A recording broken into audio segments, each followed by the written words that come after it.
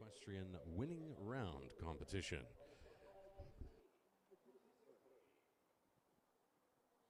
Winning round competition, the top 25% of our class through the first round will return in the second round, known as the winning round. The top 25% come back regardless of faults, or if we get more than 25% of the class clear, all the clears will come back in the second round, the winning round, in which case the slate will be wiped clean, and the winning round will decide our winner of the competition.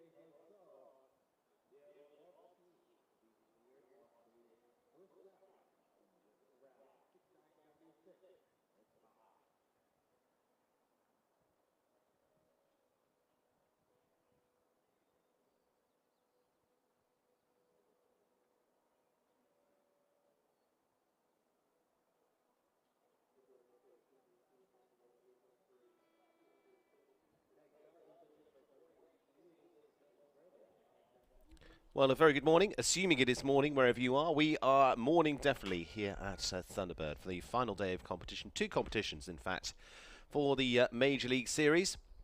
And two individual competitions now. Team out of the way. It's now on to the big individual honours with the winning round this morning. And then this afternoon, it is Grand Prix time here for the 5-star as well. A little bit of a dreary morning, I'm afraid, in terms of weather, but hopefully and it's going to be an exciting one in terms of sport. Winning round to start us off. What does that mean? Many of you will know, but I will just give you a rundown as well, just to put you up to speed.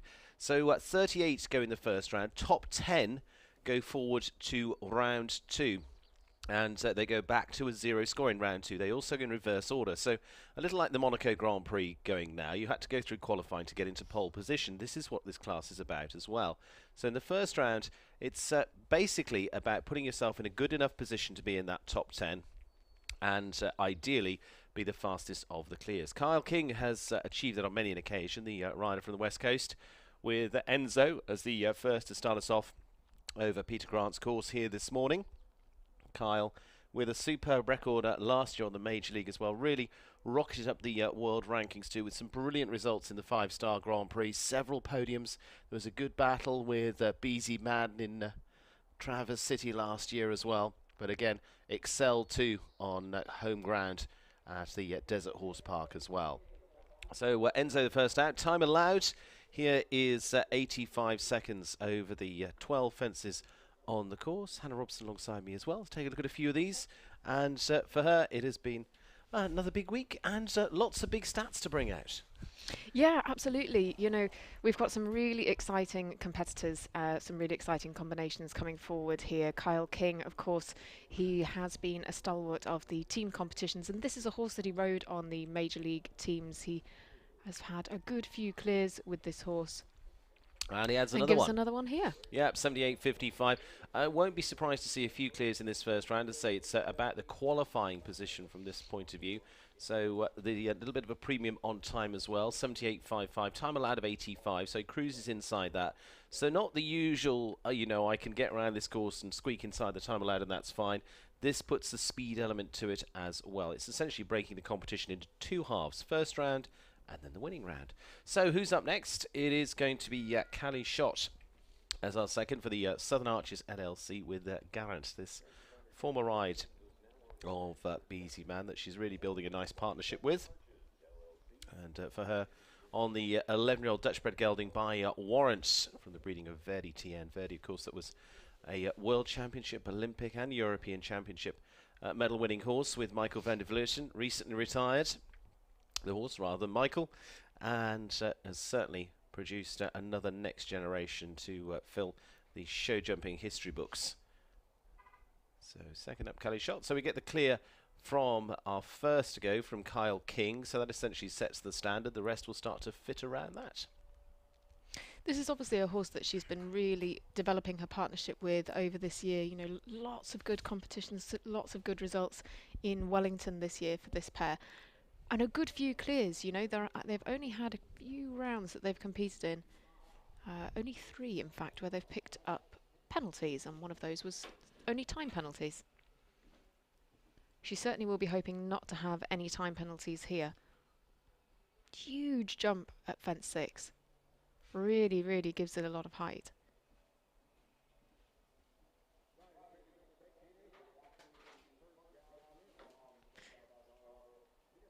And they've got to keep the fences up, but if we have a good few clears, the time will start to make a difference. Only the top 10 going forward, as you say. Yes, premium comes on this. A little bit like yesterday into the team competition as well.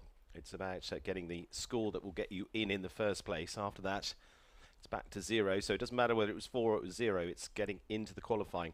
Coming quickly down this line. Just the final fence giving them a fair bit of room just as they go past the in-gate to the Premier Equestrian fence to finish off.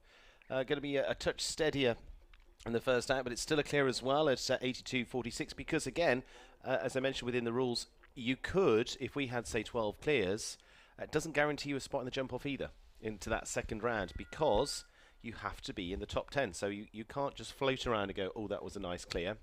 You've got to be on it, and she was on it. 82.46, Callie shot, and Garant gives us our second 0 score, but Kyle King the bit quicker at 78.55. We had some really interesting moments yesterday in the team competition as well. As you say, one of the riders, we saw that really lovely, steady clear, but it meant that it gave just too much to do for Daniel Coyle, and he opted not to even compete because he just knew that he couldn't make that time. Absolutely, you've got to. It's got to come together as a partnership there. Here you do it individually, but a little bit different. Just as the birds pop off the filler underneath over the Show Plus fence. Over it goes Tali de Jong and Valiant de Bellevue for Tali on the 30-year-old by Calin Duplessis. And on the French-bred ride here. And again, you can see she's, again, got plenty of movement going on here. You're not wasting time on your corners. You're just keeping going all the time. Down to this Kubota Vert Oxarada. A couple of areas in the course where they can get a bit of pace up. It's quite a long way round from 6 there down to this triple combination, isn't it? It is. And again, it's a different course that you're going to see for the Grand Prix later on. There's going to be a little. It's more of a forward-going course and letting you do that. Grand Prix going to be some really tricky lines I would expect to play within there. Here you've got a little bit more room, a little more chance to attack the course in the first round. Back to this and Atco Oxer. They're really eye-catching, these Atco wings as well. It gives the horses a lot to look at, really makes that fence pretty imposing. Ooh. Yeah, it comes on the 7 as they just length a little bit down that line. Just leaves them a fraction flat coming over into that double. Just holds and, yeah, going to be a score of 8+ time there as well. Going to be a score of 11 overall because they're 87.48, time allowed of 85, which is interesting because she did look as though she was moving, but still picked up time faults there. So 11 for Tali de Jong and Valiant de Bellevue.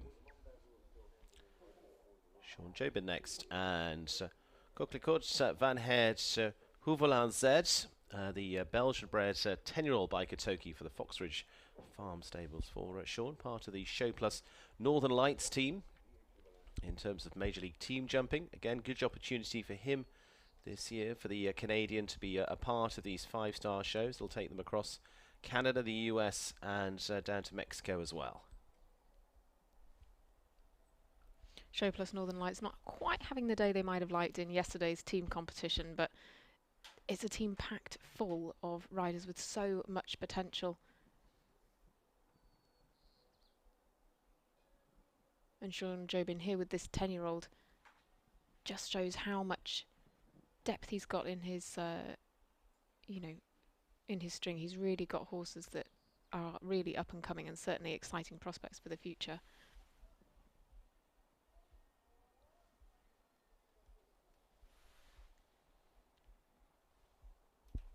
Nicely through each of those combinations. Again, just able to find a nice balanced speed and distance through them. Peter Grant's courses tend to be nice forward-going courses that you can take a run at. And he's really got the rhythm going here, and really, really well. And it's really a quite measured approach, isn't it, around this course? But that's something that he's been doing recently. A lot of good top 10 placings for this pair. Nice 7 on a cool rhythm down to the double. Then just the last. Time-wise, again, they're going to be, 84.31. Time allowed is 85. So that time is putting them under pressure because they're certainly not hanging around there. But again, this is an element of this competition. We might get people going through on 1 time fault, 2 time faults, whatever it is. But that's where you've got to just up the pace. We saw Kyle King at 78.55. Sean Jobin there in a really nice round with Coquelicot at 85.31, so 6 seconds slower nearly, just short of that than Kyle King, who's leading the pack at the moment. In our team competition yesterday, we saw some big differences in times as well. We saw, discrepancies of about 10 seconds, which can be quite unheard of, really. Well, we will see how they fare today because we're going to go on to John Perez, Gigi Carmen. Now, this is an interesting one because they are very fast. They won a lot of speed classes as well in Wellington, Florida this year. And this is where they're almost suited to splitting this class into two halves because essentially it becomes two speed competitions. So this may well suit them. Horse that's not so easy in the warm-up area to start off with. I think they've got a little more relaxed there now, but it's certainly full of fire for John, who's been a very good producer. Young horses through as well. He's worked with some of the biggest yards around the world. 5-stride distance, that Kubota Roxa.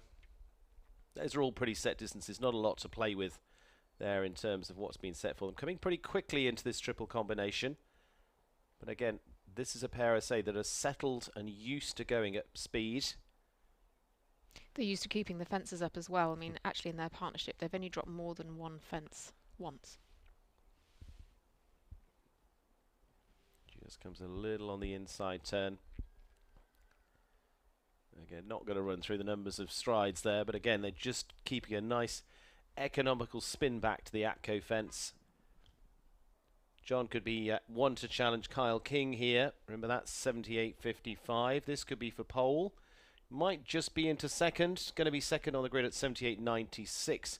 Good spin, though, for John Perez and Gigi Carmen. But again, attacking it very much like a speed round there to go into second spot so far. Caddy shot after that. Sean Jobin in fourth. Kyle King keeps a nudge in front at 78.55. Not much between those top two, but I don't know that there's a huge number of places around this course where they could take more time off. As you say, it was quite an economical turn back to 10. Yeah, I think it's just going to be like they were, a lot of ground speed here. From that point of view, it's been a damp few days. It's still good going here on the grass arena, but hopefully a little sunshine going to poke through a little later on. Everything's so well looked after here on the beautiful Thunderbird Showgrounds. Now this one setting off Caitlin Campbell and Armentos on the 11-year-old by Armitage 2. Already looking a little steady. We'll see whether they start to sort of get a little more relaxed into the latter part of the course. So you can't be too protective here. They sort of they've moved up a little bit down that line, but you can't be too protective because the time is quite tight as well. You're suddenly going to rack up those time faults, and especially now that it's 1 for 1, one time fault for every 1 second. Very quickly you can be 3, 4, 5, 6 faults, and you're way back from somebody that's had a fence.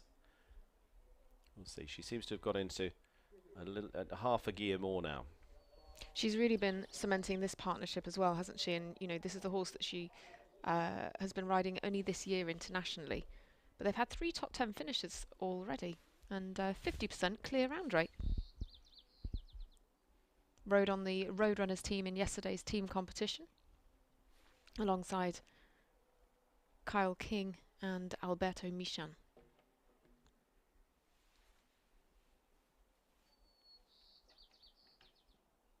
Her other horse, of course, that she rode on the Major League teams last year was Paulina de Lesco. Yeah, very good combination there in the Grand Prix. Just on the 4, and in fact, it is going to be 8 there, 83, 89, because there's going to be just inside the time allowed. But the Atco fence and the first part of the double means 2 down for Caitlin Campbell there. Probably going to put the marathon running with that, I'm afraid, with Armentos. Wasn't going to be too far away for time in the end, a little bit steadier than some of the early ones, around about the 83, when we've seen them down to 78.55 from our leader, from Kyle King. Now, this is one that could certainly go fast around this course and has gone well in a list of classes. Jim Ifko for the Eventide Farms of Calgary, Alberta. Un Diamant des Forêts for this 14-year-old. It's Self-Rosé that's got the pace by de Montesimi from the French breeding of Papillon Rouge. Nice compact package of a horse, and has certainly got pace. We've seen them win a number of classes and very fast in the jump-offs as well. Now we'll see how much he uses in the first round. Again, that's finding the balance of not to go too deep into the well of energy in the first round and leave something for round 2 too. So this is a test of fitness and partnership.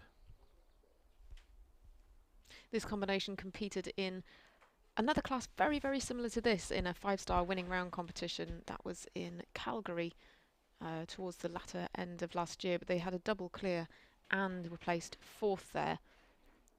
And that 4th place was one of a string of top 10 placings. Plenty of clear rounds, plenty of fast rounds to their record.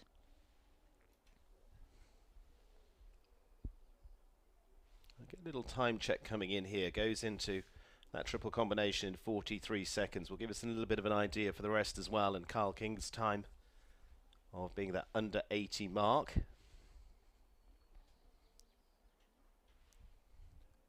Yeah, it's interesting, isn't it? 78.55, that's the leading time, but how many will we see go under that? I'm not sure that Jim Ifko will. He's going to be a little bit behind that. The question is where he's going to slot in at the moment. It's a little bit deeper into the Atco line there. Steadies up for this double of verticals. And again, you've just got to be careful of too much pace down to that Morningstar Sport Horses double. Last fence is going to leave them about about 83 seconds in the end. And they're producing the clear. But it is going to be for Jim Ifko and Un Diamant de Ferret.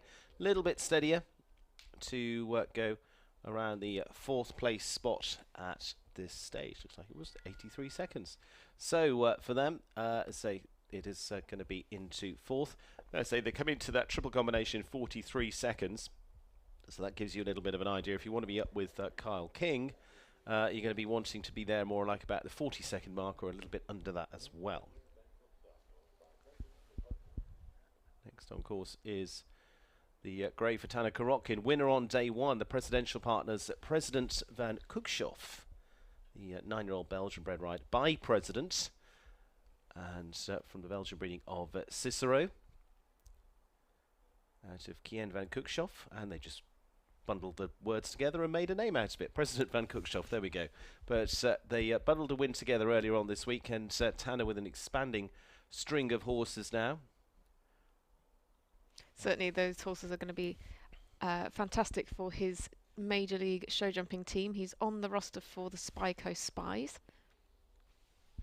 Spyco Spies, who had really good performance in yesterday's team competition. Yeah, under the eye of Shane Sweetnam. Shane just watching on the kiss and cry there, the young rider, the young US rider that's come through championships through the equitation system as well, very successfully.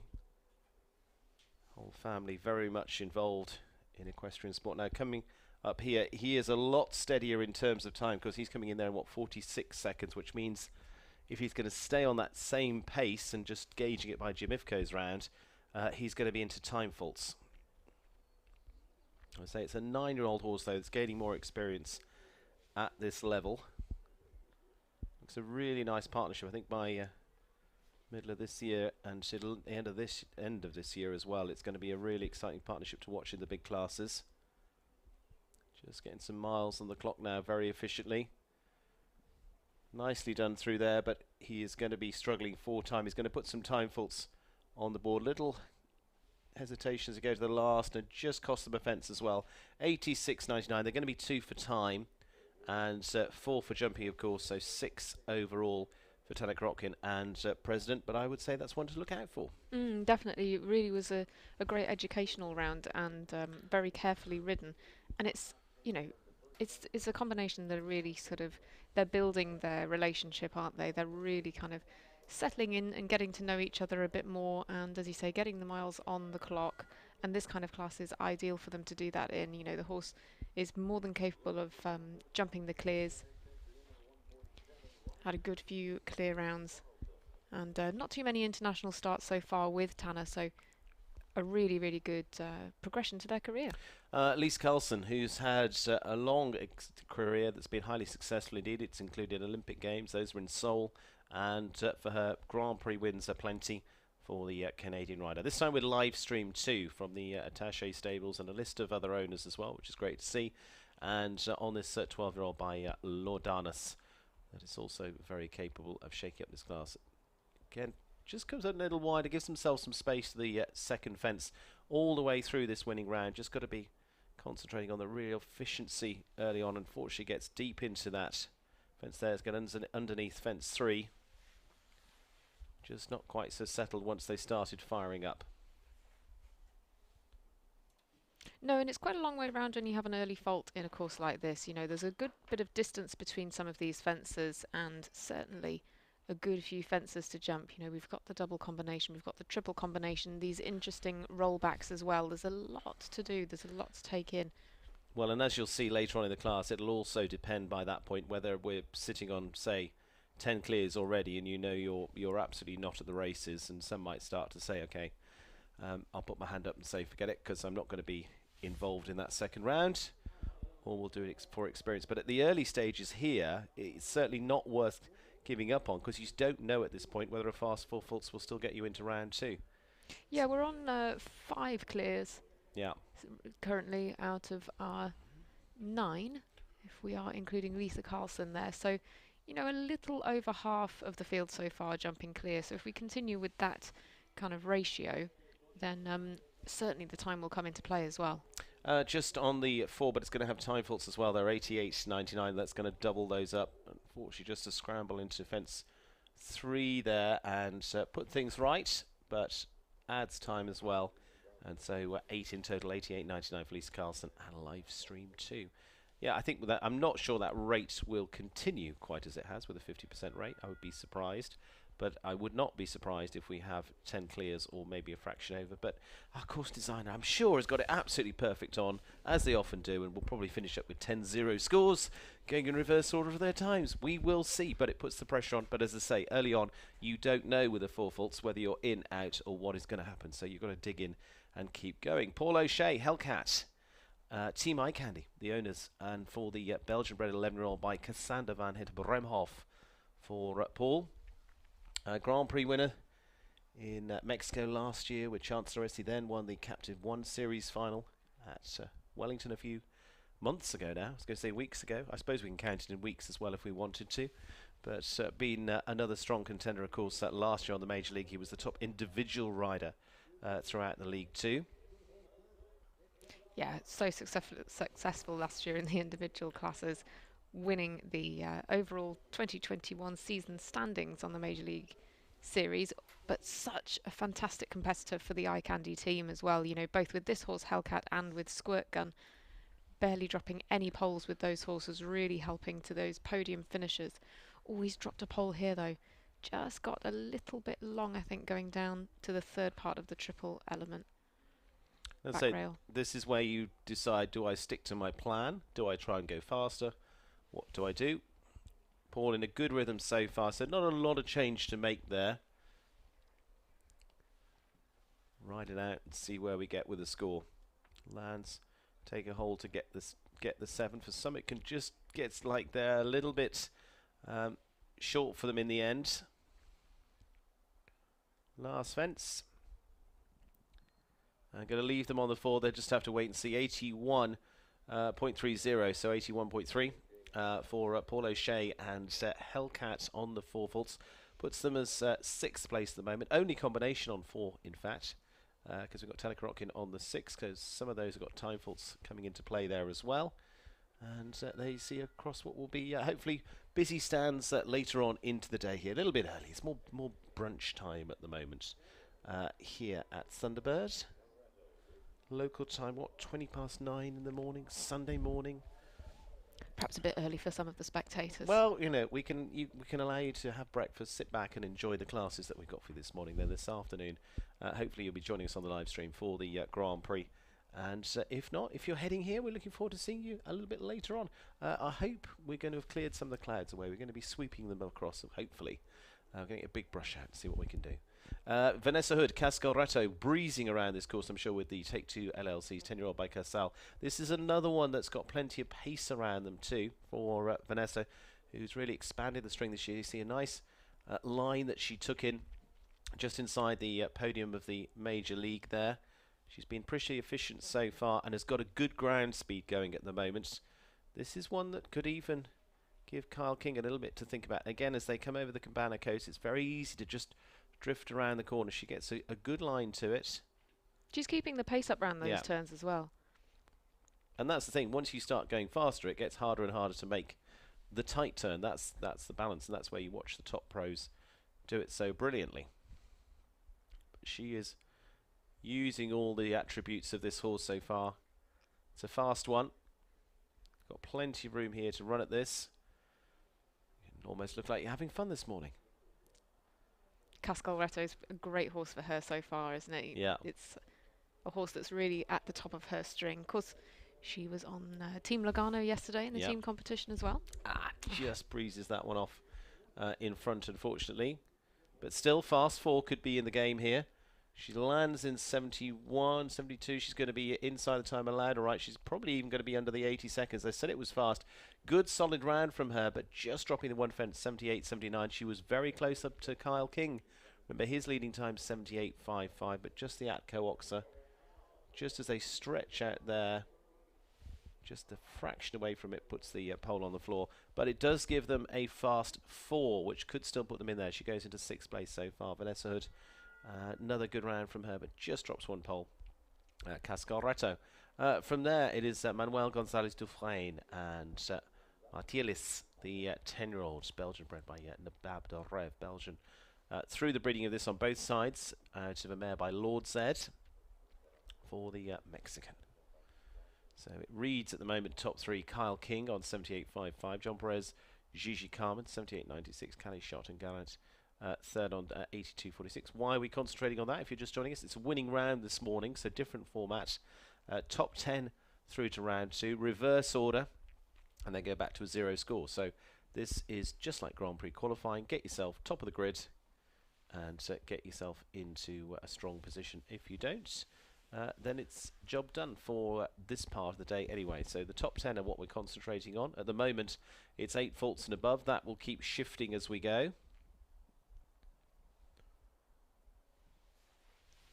Not too dissimilar to the team format, of course, with losing your penalties, going forward onto a clean sheet into the second round. And, you know, our winners certainly had plenty of penalties in the first round, but it didn't matter, and Team Helios managed to win there. But again, this is a bit of a clear round machine at the moment. Yeah, it's just dropped the one today. No, it's just dropped the one rail so far. But again, as I say, at this point, 4 faults are in contention, and for many here as well, it's about getting the ring time too in these 5 stars. Yeah, especially with stage 1 of Major League. 10-year-old this horse. So as you say, really good to get the miles on the clock. But they've jumped plenty of double clears recently. Could just be touching over the 80 seconds. Going to be on the 4. 80.91, just having the vertical down, and that was the Cabana Coast, and then a roll back. It was the fence previously they had down, and a step up. Ashley Bond, Contafina LVF, never hangs around, always quick. Ashley with the homebred ride from the Little Valley Farms.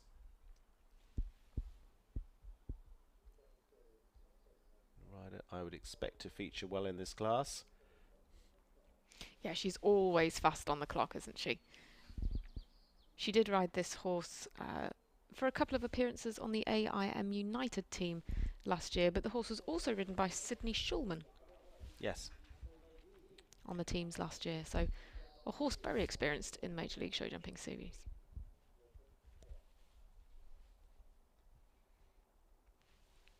Yeah, Ashley going to get a little time check as she comes into there. This is looking like she's going to be pretty quick in here. Like we said, Jim Ifko is in there at 43. She's in there at 38. Now, Jim was finishing on a time of 83 seconds, so that would put her more in the target of 78, more around Kyle King's time. So this is one that could be having a look at that pole position. You can really see her kind of sit down and go for the time as well. It's certainly quicker across the ground. You know, and this is a quick turn back as well. Yeah, it was a good efficient turn back and was set nicely for that Atco Oxer. I mean, she's on 65 seconds now. It's quite a bit faster than a lot of our other rounds. Yeah, it's going to be about 74, 75, I would expect. And even faster, 73.71, steams it. 5 seconds. So she made up quite a lot on that second part of the course as well.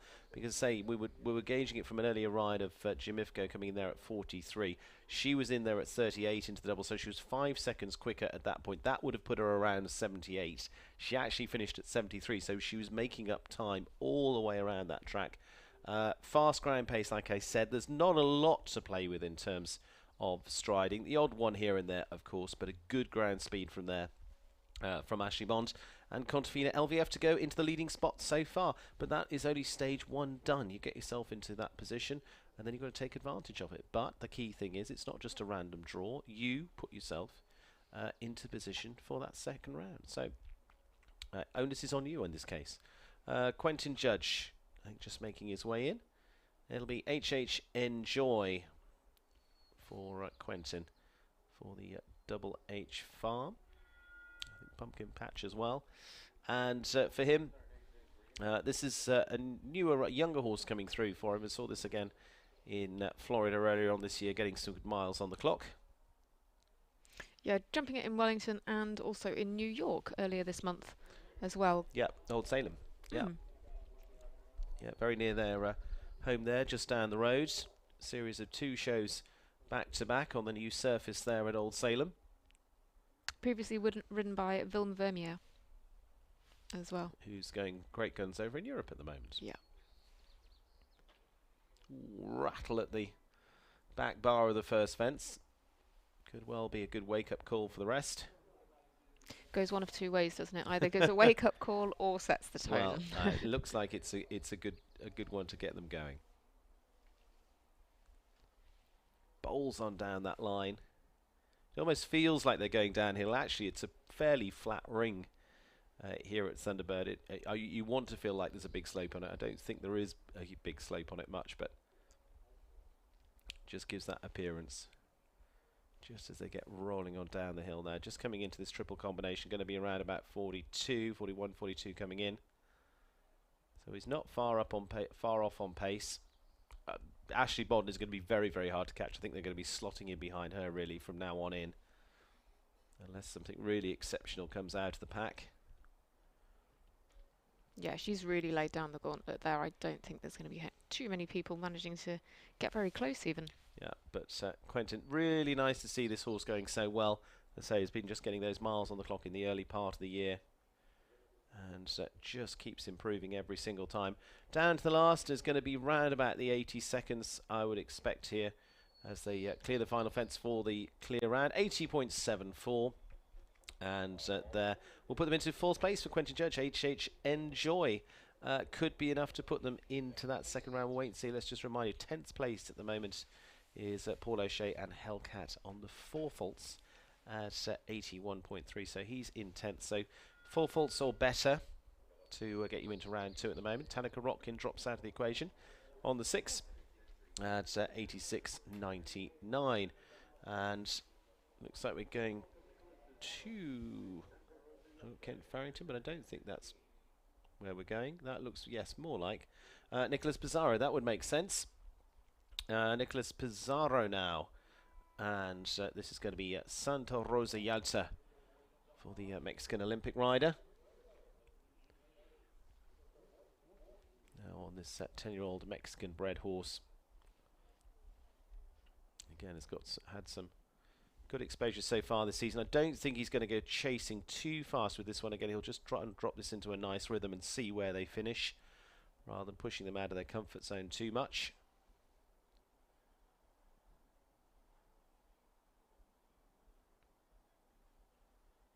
Just drop into a nice 5 down that line. And again, as like I say, not a lot to play with around the course, just really like we saw with Ashley. You can keep a forward approach, can't you? Yeah, just drops the back there.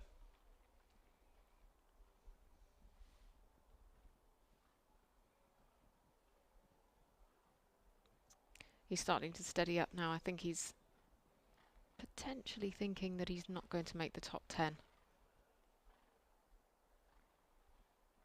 And he's on 70 seconds now. He might be quite lucky to get within the time allowed. As I say, it becomes an education round. This is one that is going to be moving up, I'm sure, this year, but this is just getting some more miles on the clock for them.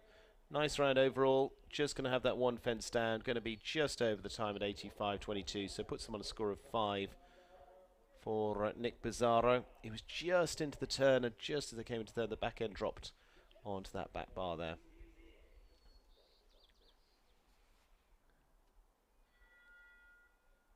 So So yes, they can make up some ground as they extend over this field. You can maybe nab a stride or two there, but a lot of it's going to be about finding how far up the gears you want to go here. So into gear now is Nick de la Joya and Chess. I shouldn't sound as though I'm uncertain. It's just I know we've changed around the order a little bit from that point of view. Just making sure as I look at that's definitely Nick de la Joya. And this is going to be the 11-year-old Belgian-bred horse by Buffero van Het Panashov. The Belgian-bred ride for the rider on the Crusaders team. Made his first team appearance yesterday. Yeah, such an experienced competitor. Chess, the horse that he's bringing forward here, but on that Crusaders team, they were of course in pole position as well yesterday. Yep, didn't unfortunately translate.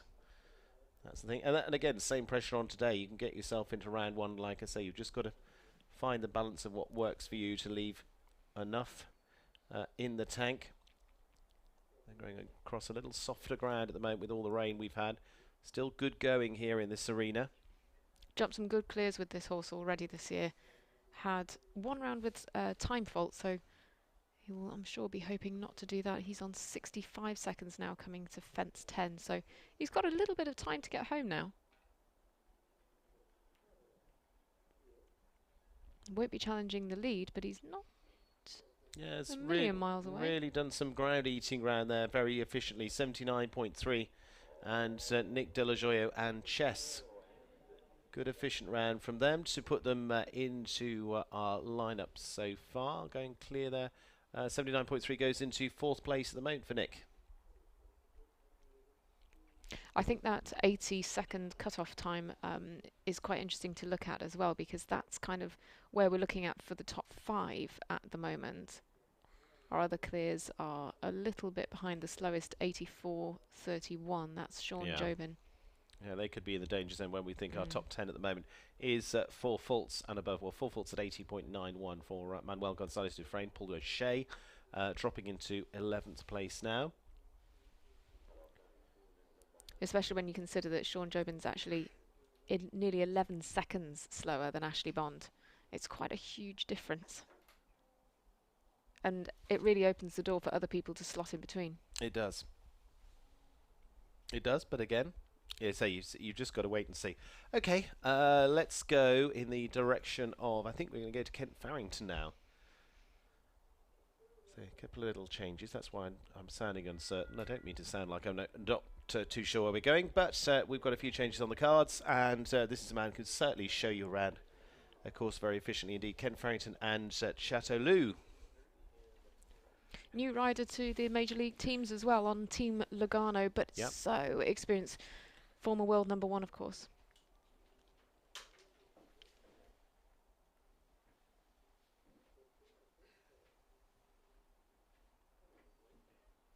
Chateauloup's just a 9-year-old. We've got a good few 9-year-olds in the field. This one previously ridden by Emanuele Camilli. They've had 10 clear jumping rounds. Some of those did incur time penalties though, so it's one to keep an eye on. He's got a pretty good pace up so far.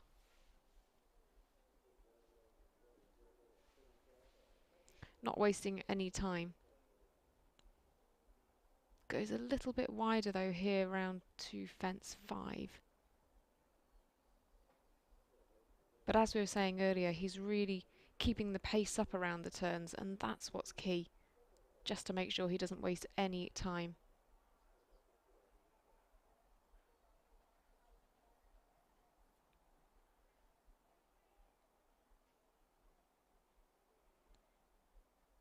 He's used the first part of the course to really cover the ground, to really make up pace, because you can see he's now beginning to steady. He's now just being careful with these more delicate fences. He will of course have to get a good shot here. Takes this a little bit tighter.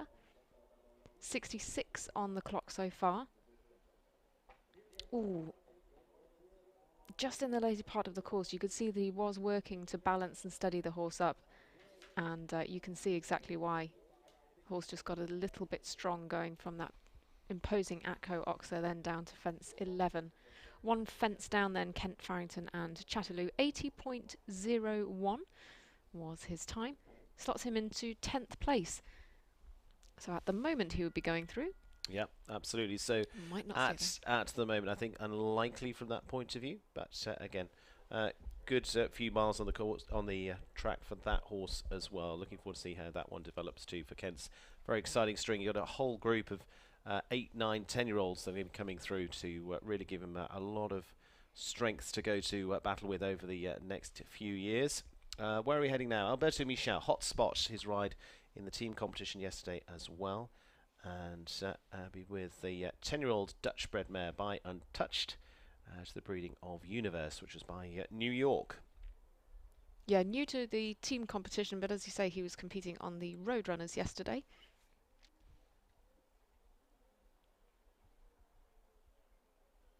But again, he's bringing this 10-year-old forward. We've got a good few really promising horses on the slightly younger side. Alberto uses all of his experience to pilot this horse carefully around here. He's keeping the pace up along there as well. It's quite interesting, isn't it, to see... Well, that's gone. Yeah. To see whether the pace down that back end of the arena as we're looking at it. Oh, no. Misstep, but unfortunately gets in trouble there. Alberto, I think, yeah, going to tip the hat and say, not quite to be today. Yeah, he was very boldly down that down that line at the back of the arena and just didn't quite go to plan, did it? Down the triple combination and then... Yeah, leaves him in the wrong spot, gets buried deep in there, and sensibly says we'll head on out for today. On to Canada, Brian Morton, Crusader Z for Spruce Meadows. Of course, not too far away from here.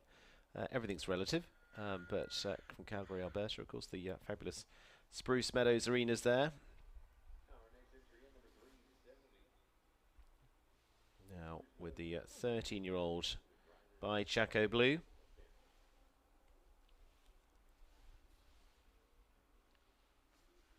Canadians in the equation at the moment with Jim Ifko and Sean Jobin.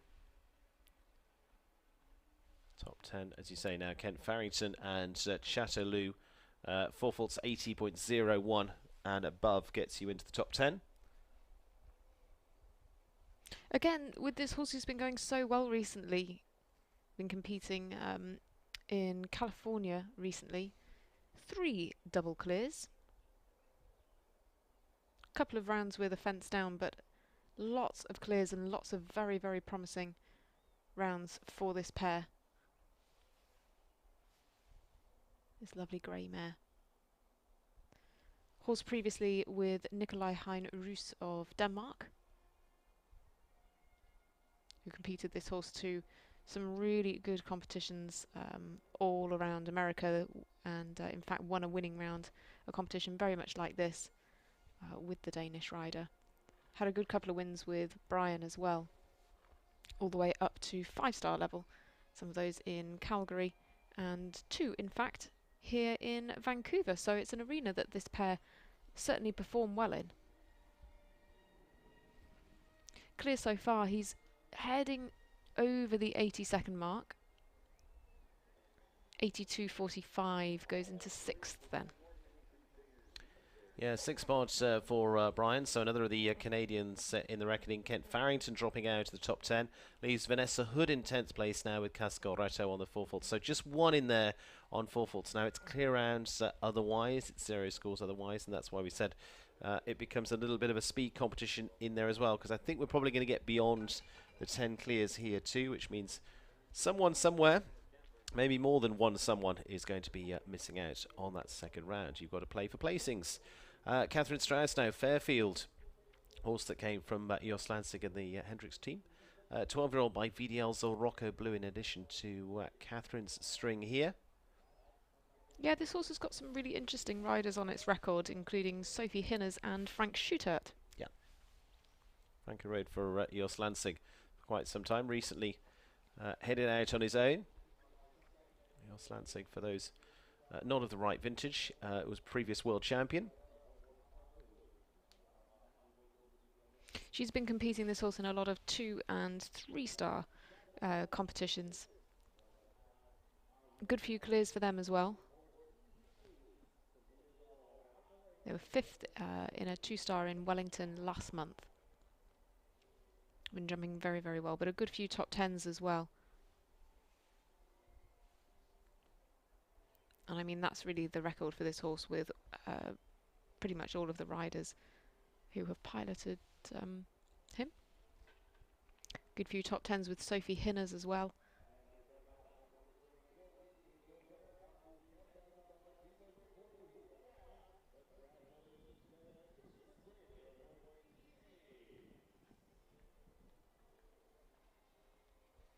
She's taking a slightly wider approach. It's quite a bit wider than, say, Kent Farrington and, of course, Ashley Bond, but she was taking some very tight lines. Just gives a bit of a rattle to fence 11. But there are no penalties for a rattle, so long as they don't fall. Bit over the time allowed, so 7 for Catherine Strauss and Fairfield. 7 will slot her into 16th. She's quite well down the order. She's not going to be going through to the second round. So it doesn't change our top 10 at the moment. And progress well through this class. What are we? Around about the 24th of 38 in here. Still got Daniel Blumen to come now. Nassar, Sam Walker, Vanessa Mannix. A whole list of riders that could yet get this one worked out. So I think clears are going to be the order of the day, and I think those sitting pretty safe are Ashley Bond and Kyle King and John Perez. The rest are just going to have to wait and see. Nick de la Joya in 4th at the moment on clear on 79.3. Sean Jobin, the steadiest of the clears, on 84.31 in 9th place at the moment. Patricio Pascal, Dublin, 12-year-old Hanoverian by Chaco Blue for this world-class rider, championship rider for Mexico. Recent winner of Big 5-star down in Mexico as well, up against the world's best there. And he's continued to battle against the world's best, winning all over the world. Yeah, competing around Mexico, competing in Aachen as well in the 5-star competitions last year with this horse. Had a 7th there. Jumping really well with a great double clear. Also competed this horse in Quapex Pan at that Nations Cup show in March. Wasn't quite their day there, but he's certainly jumping well here. You can see the scope that this horse has.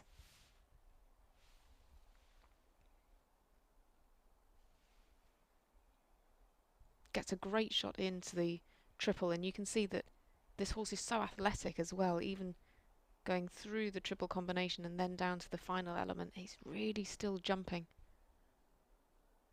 with so much power.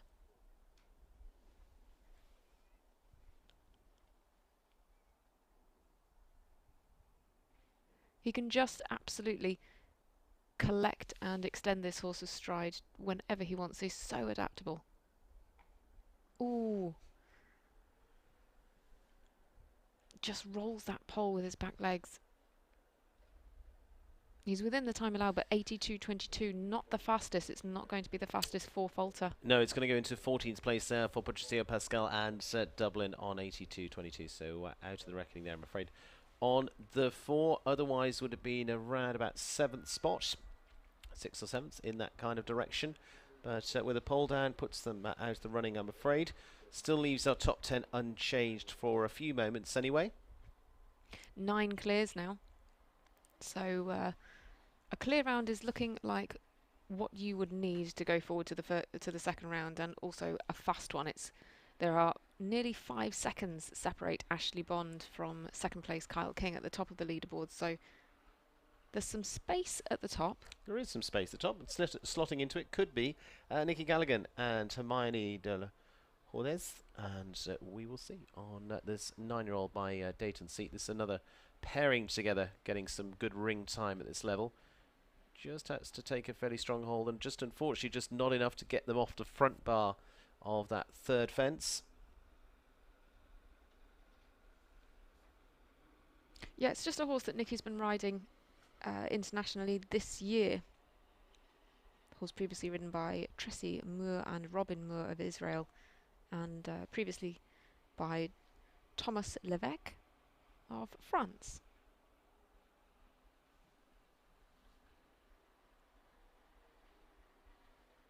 Nikki's had one fence down in 2 of the rounds jumped with this horse in international starts this year so far, and 1 clear. Really rolled that pole, but you could see it rolling in the cups.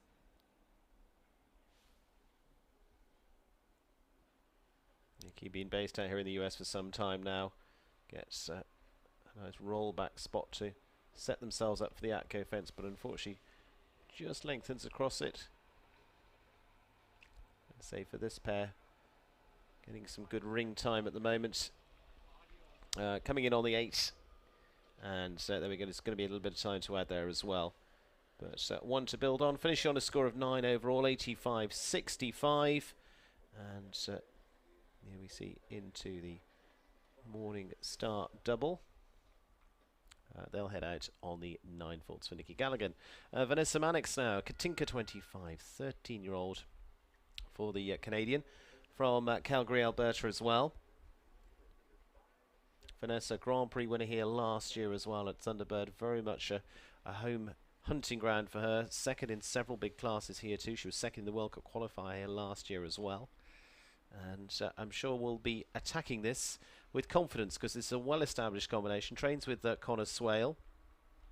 And looking at the way she's coming up to the first fence, not going to be holding back here. Looking to already get a little bit of a cut straight into that turn. They've been jumping so well this year. 6 out of 12 of their international starts they jumped clear. So 50% clear round rate with this horse for Vanessa. Of course, she rode this horse as well on the Show Plus and Northern Lights team. She's new to the Major League teams though. Just goes to cut the turn there, and unfortunately just gets a fraction low coming over the Cabana Coast vertical. So on the 4, just the 1 in on the 4 faults at the moment. That's Vanessa Hood and Cascal Rato on 78.79.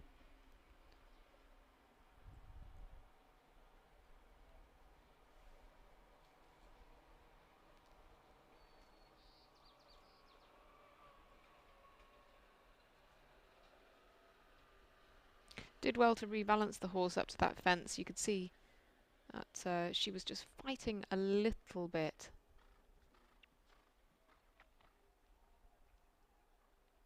Takes a bit of a wider turn here.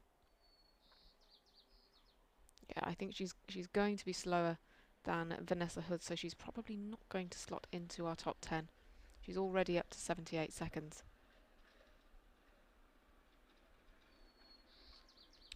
Just underneath that final fence, finishing with the 8 faults then.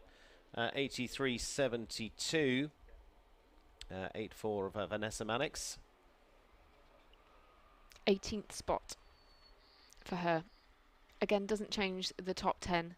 Still leading Ashley Bond with that round that was looking pretty unbeatable.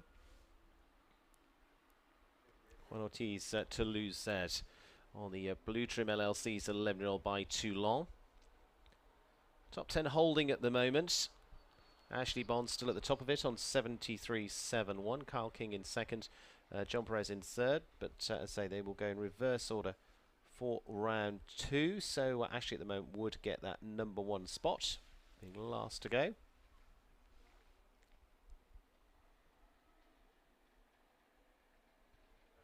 Juan Ortiz has competed at 2 Pan American Games, 2018 and 2019. Also at the World Equestrian Games in 2018 as well. But yeah, based in Wellington and been getting some good experience with this horse, this 11-year-old mare.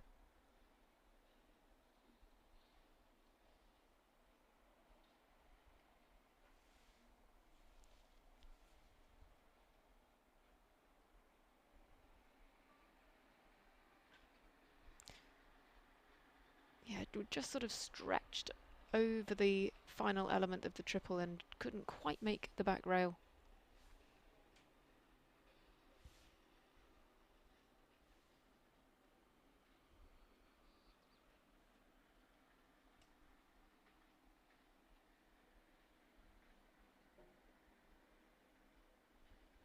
He's rattled a good few of these fences.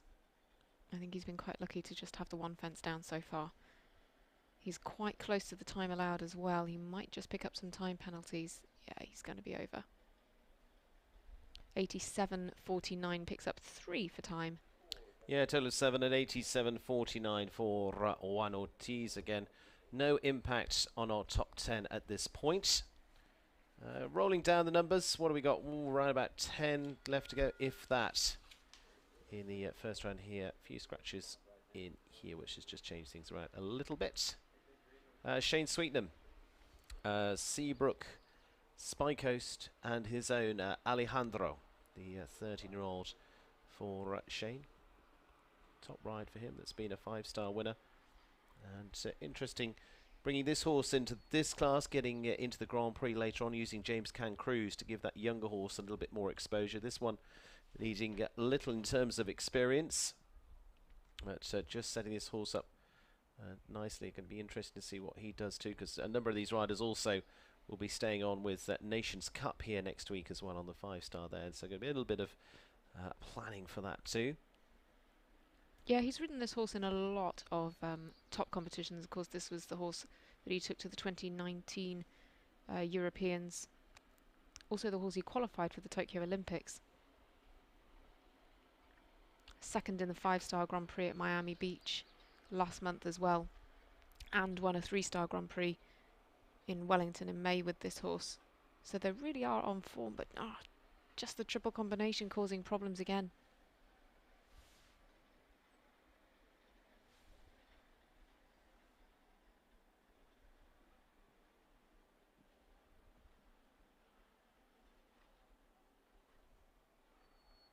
Shane. Yeah, I was going to say Shane just getting the control back there on the 4 at the moment. Just going to use this now to level things up. Yeah, really steadied there. Really took a foot off the pace. Of course, he had this horse in the team competition yesterday for Spy Coast Spies. Jumped well for them. Going to pick up a little bit of time as well. 2 for time, 86.16 for Shane Sweetnam. Clean over that Show Plus vertical. And then just not much of a touch out of the triple combination. Which leaves them on a score of 6 for the Irishman. Sam Walker, the 20-year-old Canadian with the Forest Hill Farms Nalu Quality, a 9-year-old by Numero Uno Belgian bred, out of, well, from the mare Shakira.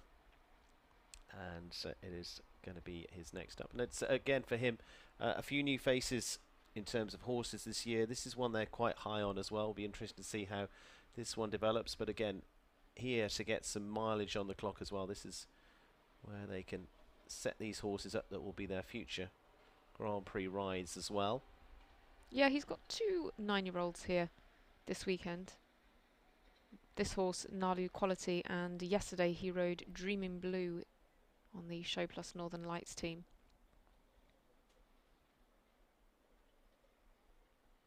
Very successful as a young rider. Of course, winning medals for the team in 2018 and 2019.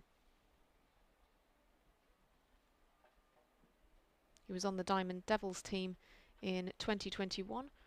Rode on that team 5 times. His other top rides, of course, are Himelian, V. de Hugehove and Evita.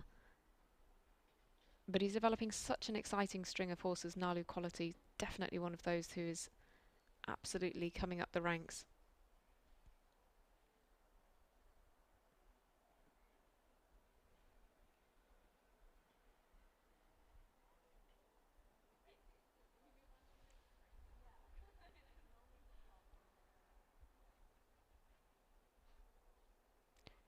$82.29 on the clock, so a fence down as well.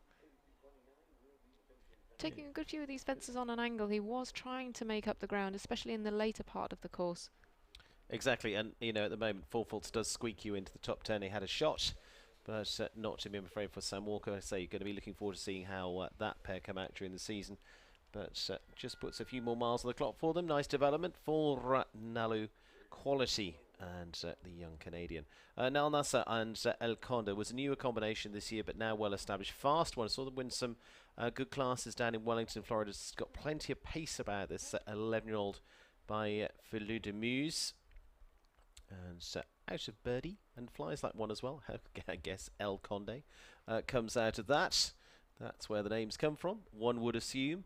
And if memory serves, yeah, it was Mark Blumen that was we saw riding this one last year. Went very well in Greenwich, 2 from them. But now Niall well established with this. Niall having a win earlier on this week as well in the big jump-off class. Yeah, jumping really well with this horse. Generally jumps clear or just has the one fence down. In fact, only picked up 8 penalties in one competition, but around about a half of their rounds that they've jumped internationally have been clear.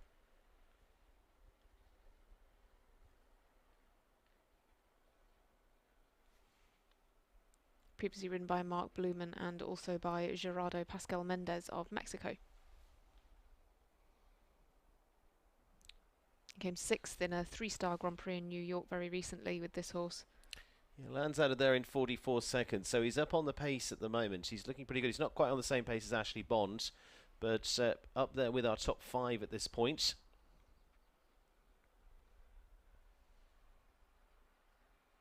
Nice efficient turn back there. And again, smooth is the way they do it. Just one more fence to go. Should get under the 80-second mark if they keep coming down to this last. To say that will probably put them about 5th spot. It is a good round at 79.26. In fact, it's going to put a little bit further up than that. They're going to go into 4th for Niall Nasser and El Conde. So it is into 4th for Niall. Nick De La Joya moving into 5th. It means it's clears across the board now. It is 10 clears, and if they are faster than 84.31, then I'm afraid Sean Jobin drops out of the top 10. That's where it all happens here, and that's how it works, I'm afraid. Like it or not, that's what the competition is. So a clear isn't a guarantee. It's about getting a good enough clear to get yourself in there. Daniel Rija will attempt that now with Tentacion Eles Lacia for this Mexican-bred ride for the young Mexican rider as well. Just finished his studies at Miami University as well. And so now back concentrating on the jumping and on the 10-year-old for the Rihan family, the joint organisers too of the San Miguel shows, where we head to way into this year at the end of October down in Mexico as part of the Major League Jumping. This is a horse that's familiar, I'm sure, to people who have watched the Major League Show Jumping Team Series last year. Horse was ridden on the team Otomi Warriors by John Perez Bohm, so that is where you have seen this horse competing in the team competitions before. Yeah, John currently sitting in 3rd place with Gigi Carmen, and of course works with the team with the Rihans and has worked with some of the major players in the sport before now. So again, they've just occasionally switched the ride, depending also on whether Daniel was busy with studies. Gets the shoulders going to the oxer across the centre there. Yeah, really pushed for the distance there, didn't he? Got it. Yeah. Yeah, paid off. Manufacturing as you go, and unfortunately just gets a little bit tight up to the Atco oxer, so puts him on the 4. And as we know, 4 faults is not in the game anymore. This is certainly not a bad time at all. He's going to be around about 80 seconds, but he's going to drop a fence on the way. Going to be around, actually 82.55, a little longer than I expected. Daniel Rija and Tentacion Eles Lacia otherwise would have been around about 9th place. That would have just squeaked into our top 10, but drops the 1 rail, so a little bit further down for them at this point. So Daniel Rija not in our top 10. Sean Jobin still in our top 10 with Coquelicot at 10th spot on clear on 84.31. Ashley Bond swiftest around this morning at 73.41.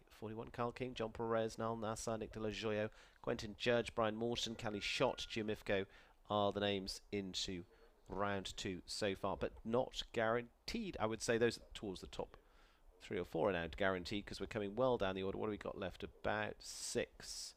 So those are all in to Niall Nasser and El Conde if we're playing the real theory game here. The likelihood is we could still lose a couple off the end yet. And let's go on to Alexis Sokolov and for Sodesignor for the Hot Horses LLC, the 11-year-old with a breeding back to Doremi for Alexis again. First time this season for her on to the team. She's going to be on the Roadrunners team for Major League, and a move up in level for her as well. She's been jumping this horse up to 4-star level. And they have had some good performances. 4th place and with a fast clear round in Miami in a 2-star competition in April.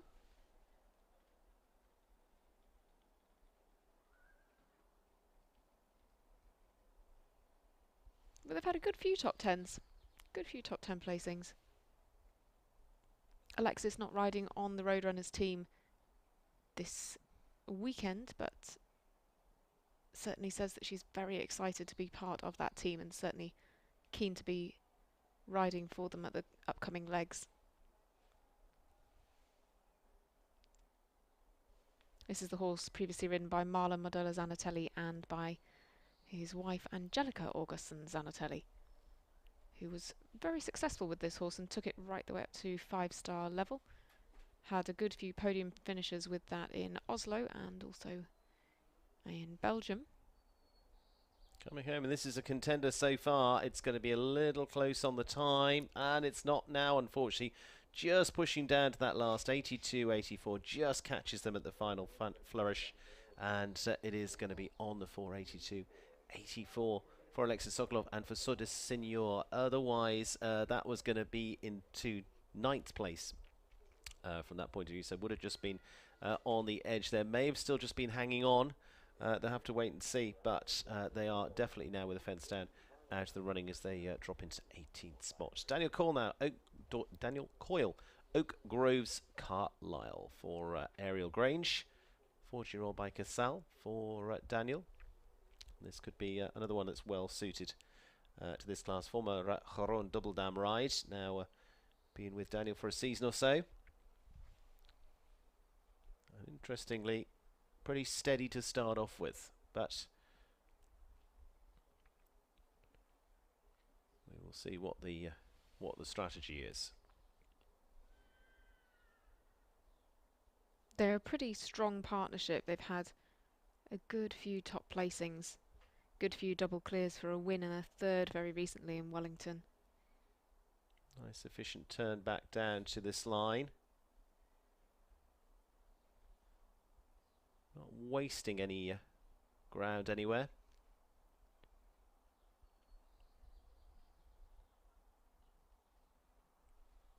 Lands out of there in 47, so a little bit back on time in terms of our leaders. Just got to be careful they don't jump clear and be slower than 84.31. I think he's just put a little bit of pace on these last few as well. As I say, he's been pretty efficient, and that's a good turn back here as well. Going for the efficiency strategy, sits up, just being careful not to get flat into these verticals. And again, it's been nicely done so far, but going to probably put him about 82, something like that. Going to just pop themselves into the jump off on 82.13 into that second round. Going to go into 7th place for Daniel Coyle and Oak Groves Carlisle. Efficient on those turns, didn't take too much out of the well so far, and leaves them with a little bit of fuel into round 2. Yeah, like I said a little bit earlier on, you've got to find that balance somewhere in here. How much do you want to chase?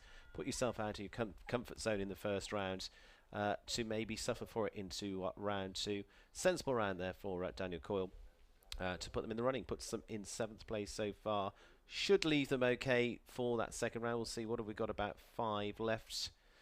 Not guaranteed, but certainly not without a shot. So Sean Jobin dropping out of the top 10 now.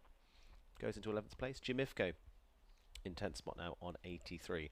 One that's going to be a danger to them was a winner already this week as well. Connor Swale, Nadal Hero and DB for the Manon Farm, the 9-year-old by Cannon. And it comes at a quicker pace than that of Daniel Coyle, as we've just seen. Just up a gear, maybe, from Daniel's round. But in terms of coming here, maybe a fraction wider than Daniel did. Back to this vertical. Yeah, fraction wider, but Connorswell can be such a fast rider. This is a horse that he's been campaigning this year in Wellington up to 5-star level. Hasn't dropped more than one pole in plenty of his competitions, but they're really sort of starting to get to know each other, really starting to gel as a combination. This horse was previously ridden by James Peters of Belgium. Horsed another 9-year-old, another of the younger horses in the field, and the horse was pretty successful in the young horse classes. He's good on the clock though. 78.72 for Connorswell. Great time, puts him into third. Yeah, there you go. Like I said, he was just on that different gear as they were going around the course. Drops him into his third spot for Connorswell. Kyle King just a little bit quicker at 78.55. Ashley Bond playing a different game to everyone else. She's 5 seconds ahead of the pack there with Contafina on 73.71. Very much safe, home and hosed. Looks like around 4 left to go, so that would mean the likes of Nick De La Joyo looks safe now with Chess. Those in the danger zone, Quentin Judge, Daniel Coyle, Brian Morton and Callie Shot. That's assuming the final 4 all go clear and all go fast clear. So we'll see. Hunter Holloway, Bilboa Dachin for the rider for the Sigma Stables. 11-year-old by Winning Mood. French bred for Hunter. That's an addition to her string now, and adding to the likes of course, her World Cup winning rides with Pepita Conspita. Yeah, she was 16th at the World Cup finals in Leipzig with Pepita Conspita, of course.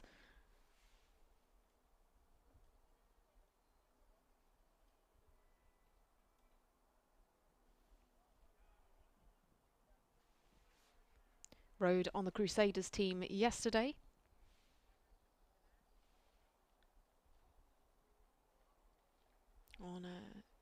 It's a new role for her being on that team.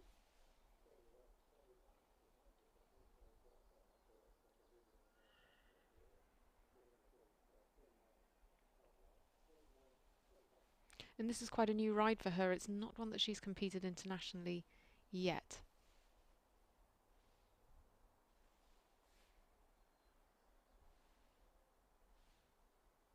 But it's a fast clear that she needs, and she just was needing to keep the straightness through the triple.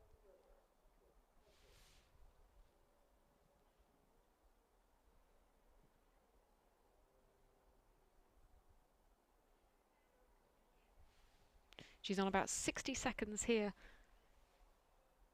She needs to be home in under 82 seconds ideally to secure her spot in the second round.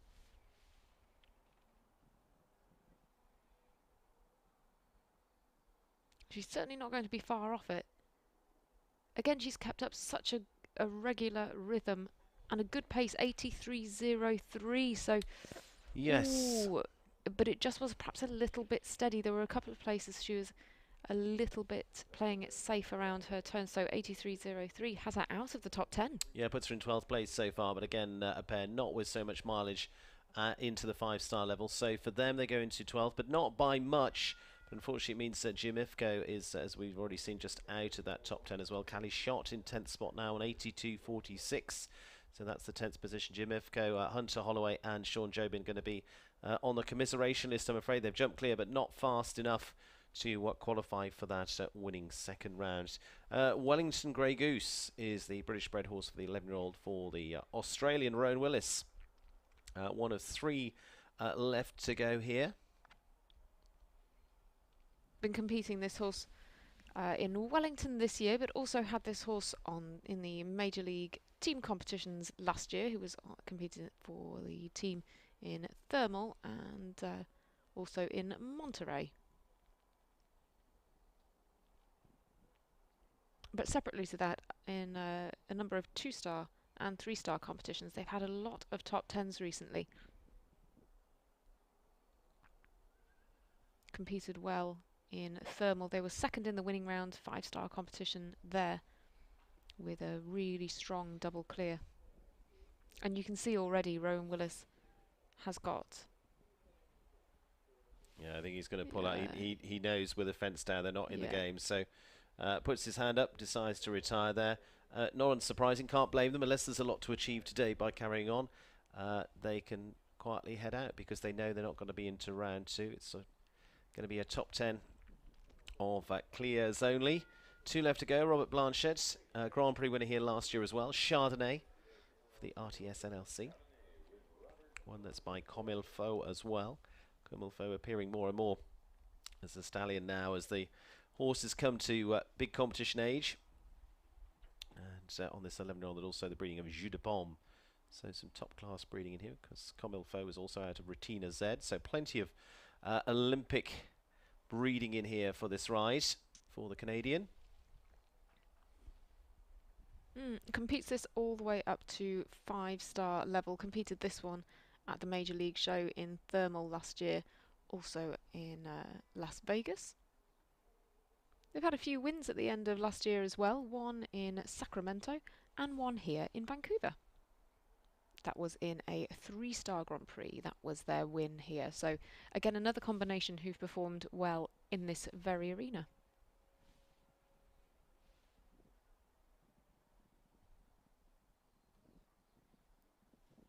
They have around about a 60% clear round rate. But as we know, it's not just, ooh, yeah, he really stretched for the back rail at the triple. We've seen that be pretty influential, actually. That's probably the point on the course that has caused the most problems. Well, he's turning a circle, and I think, again, Robert Blanchet is conscious that with the fence down, there is no chance of him getting into the second round because we already have 13 clears, and so not only a clear round but a fast clear round is what's needed to get through to the second round. And you know, with both Robert Blanchet and our previous competitor Rowan Willis, these two horses have performed so well in various competitions. They've been jumping so well up to all of their 5-star starts, and it's really not essential for them to carry on in this course just to get the experience. Brian Morton sits in 9th place at the moment, so he's in the guaranteed spot. Only one that isn't guaranteed is Cali Shot and Garant on clear at 82.46 because there's just one left. Jacqueline Stephens, the Eye Candy Jumpers Cat Ninja, is the last one out in the first round of this winning round here in the Fort Grand Prix Arena. So the only one that can knock out Cali Shot. The rest guaranteed to be in round 2 and in reverse order, with Ashley Bond going last, Kyle King, Connor Swale, John Perez, Niall Nasser, Nick De La Joyo, Quentin Judge, Daniel Coyle, and Canadian Brian Morton in the frame. So basically all Jacqueline's got to do is go clear and faster than 82.46. That's what the target she's got as a minimum to get into round 2. This has been a great horse for her, hasn't it? I mean, it's not the horse that she's been riding on the team competitions. Of course, there she campaigns freaky. But this has been great for her as well. Jumping very strongly in plenty of top 5-star competitions. Of course, she was on the winning team Eye Candy Jumpers last year. She was 25th in the individual standings in the 2021 season. Now, interestingly, this one is going to be putting that last one under pressure because Cali Shot, I think, is going to be dropping out here. If she leaves this last fence up, it's going to be a big danger to them. It's going to be right on the wire for them. It's going to be 81.61 and clear for Jacqueline Stephens and Cat Ninja. It's going to be enough to put them into 8th place. So Cali Shot drops out of the top 10. 82.46 from Cali going into 11th place. Nice round with Garant, but not enough. Brian Morton will be the starting rider in round 2 of this winning round. He goes clear 82.45. As I say, they don't count any of those times in the next round. They will just be on a 0 score, so that's fine. Brian Morton, Daniel Coyle, Jacqueline Stephens, Quentin Judge, Nick De La Joyo, Niall Nasser, John Perez, Connor Swale, Kyle King, and Ashley Bond will go last. That's what the second round will look like. Team are just rolling in the tractors and Kubotas to set up for that one. We're going to be back in a few moments' time. Different course, of course, for the second round. And, well, qualifying completed in pole is Ashley Bond. Not a big surprise to many with Contafina LVF. We're back in a few minutes.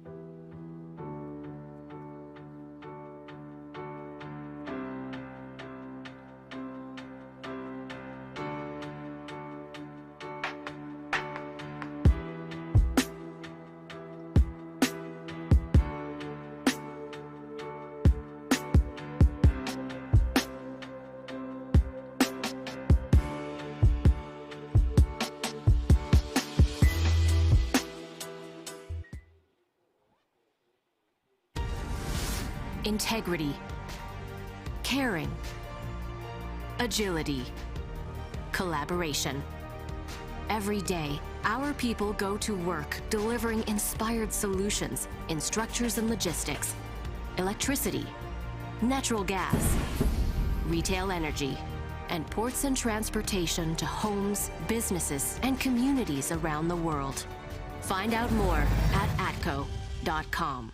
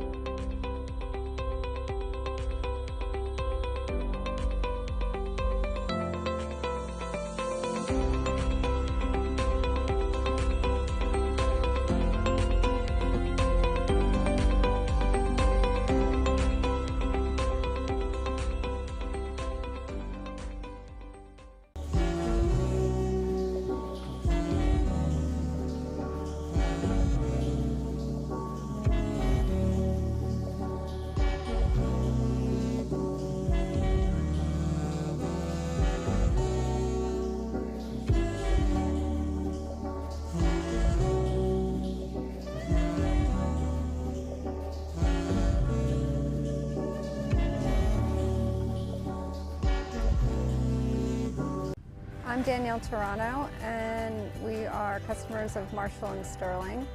They have been amazing for us, for our business. They take care of our farm, our horses, our cars.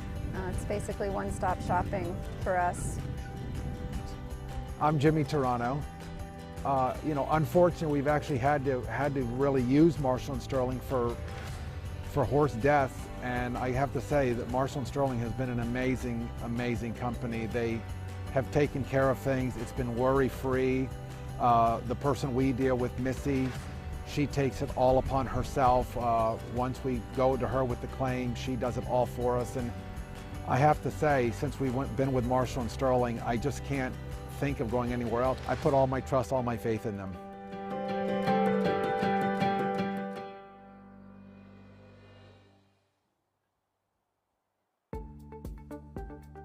When every second counts, the surface matters. Premier Equestrian features Pro-Tex footing product and Auto Sport base mats. Mats absorb up to 40% of the concussion. Pro-Tex provides maximum stability. Premier Equestrian is the official footing partner of Major League Show Jumping. Contact us about your arena at premierequestrian.com. The beauty, power, and elegance of warm blood horses is no accident. A history of carefully crafted breeding practices that walk the delicate line of art and science has created a horse that is as strong as it is graceful, so that it may successfully compete at the most elite level in equine sports. Breeders can access an American Stallion station that provides both fresh chilled and frozen semen options with full transparency on semen quality. Set on 800 acres of Lexington, Kentucky bluegrass, Spy Coast Farm is revolutionizing the breeding practices of warm blood horses. World-renowned stallions with proven bloodlines that have successfully competed at the top level of international Grand Prix sport are collected by a resident veterinarian and processed promptly for shipment to a domestic breeder for a timely insemination of their ovulating mare. The experts at Spy Coast Farm are determined to improve your U.S. breeding options by taking the guesswork out of semen quality. Alden Brown is a proud sponsor of Thunderbird Show Park. Through our long-standing partnership with Thunderbird, we have seen firsthand the incredible impact of their events for competitors, spectators, and the community as a whole. At Alden Brown, we invest in our clients' futures and in the communities where our clients and team members live and work. Community involvement is in our firm's DNA. It was part of our founder's vision nearly 100 years ago and remains a core value of Alden Brown today. Our team members are passionate about supporting their communities, and they give back in a variety of ways. As a firm, we are proud to partner with organizations like Thunderbird Show Park that share our commitment to making an impact on our community now and for generations.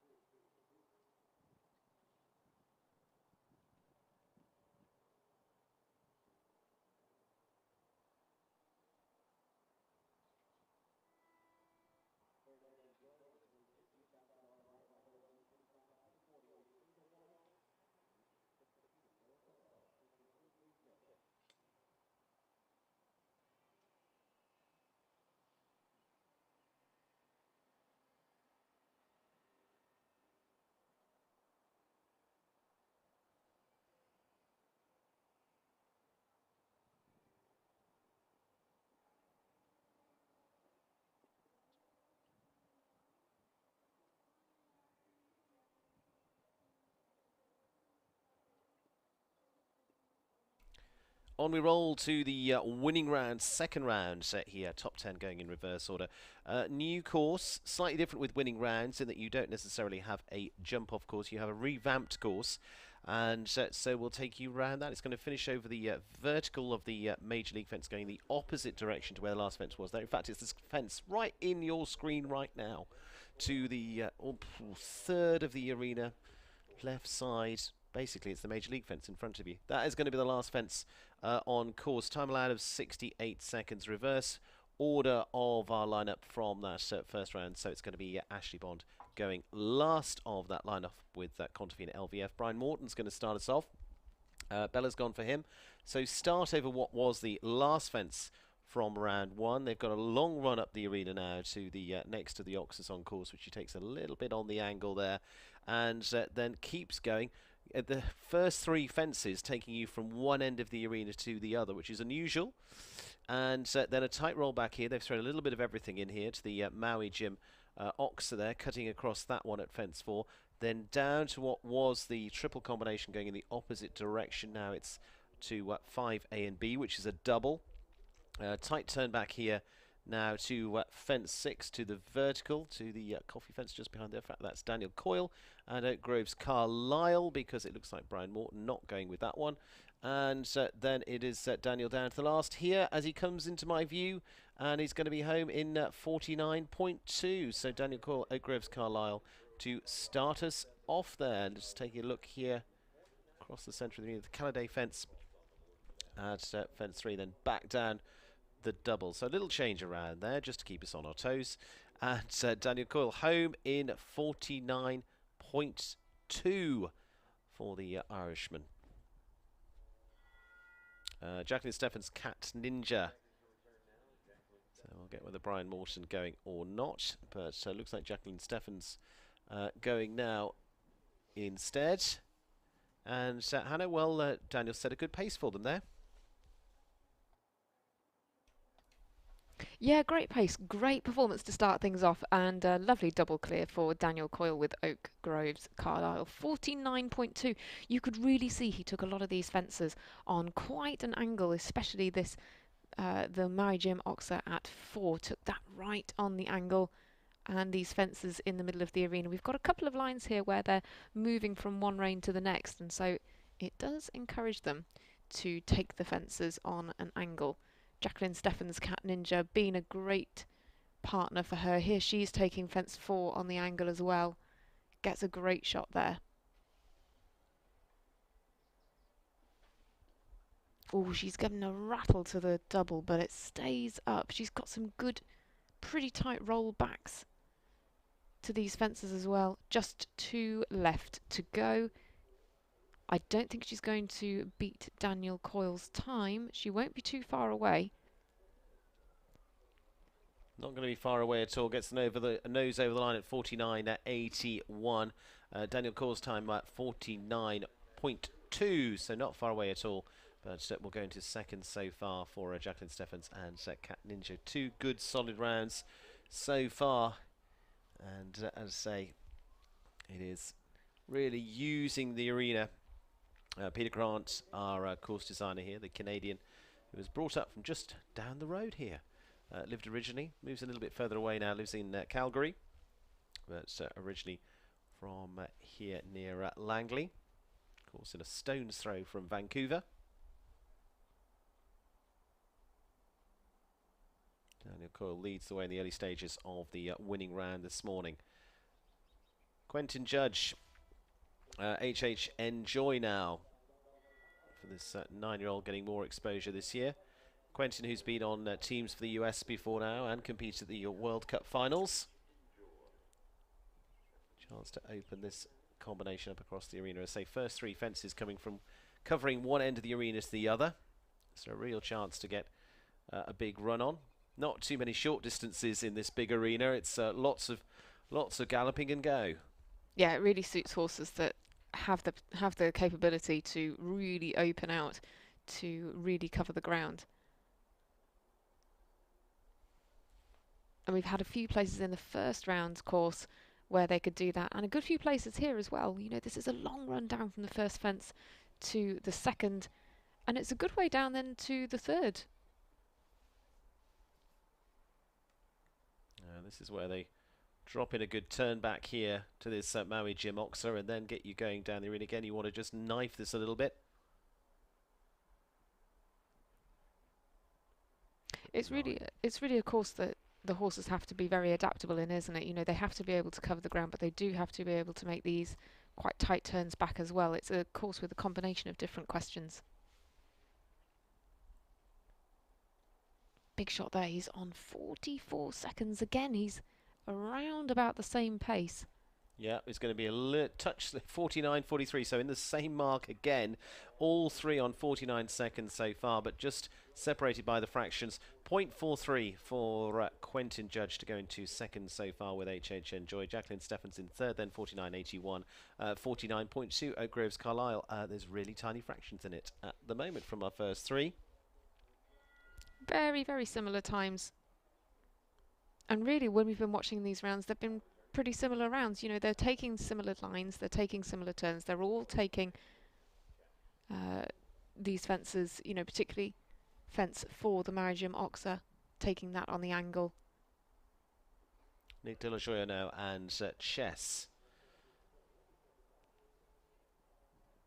On the former Kent Farrington ride, really established a good combination. You can see he's building up. Was a really efficient round in round 1. This is a horse that can really cover ground here. This could well suit them, actually. Big ground eaters.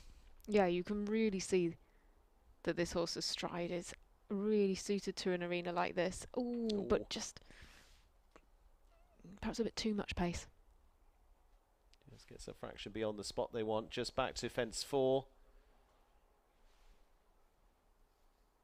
And just taking the pace off now. Again, the vertical on the way in is a very good trap to catch you if you're just trying to go a little fast down there. Roll back here, but Nick with some good rounds this week, just having that one fence down and then curve back to the last here and say big arena, not too much on a related distance. And there we go, that's a shame. 50.98, not too far off the pace, and he definitely eased back after that fence down for Nick and Chess, but unfortunately fence down puts them into 4th place so far. Yeah, 50.98. I mean, we saw a lot of similar times in the first round as well. You know, a lot of these combinations coming through on 78, 79, 80-ish seconds. But, of course, the one rider who was right out in front was Ashley Bond. And it'll be really interesting to see what she does here. She was riding it like a speed class in the first round. And no doubt she'll be riding this second round like a jump-off. Al Nasser El Conde. And for this pair, have certainly got pace about them on the 11-year-old. There was a new ride into his string earlier this year, or the tail end of last year, in fact. But this is going to be a running combination.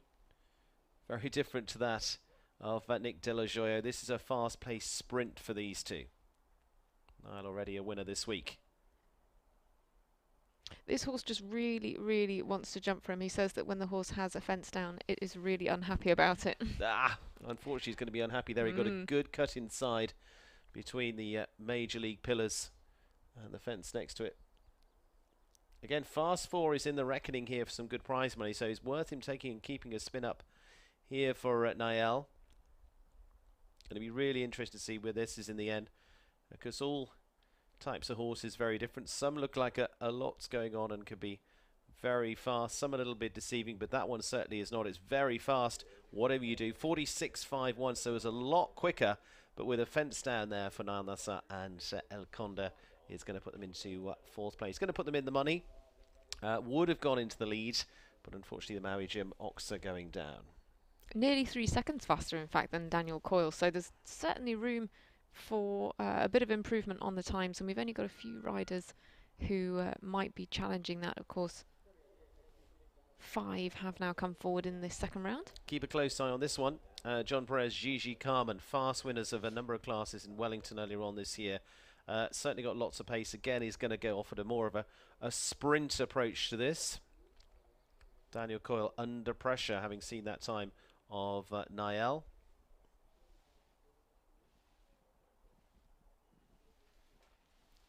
Daniel Coyle really did set the standard. He set the standard in terms of the lines that they're taking, in terms of those tight turns back.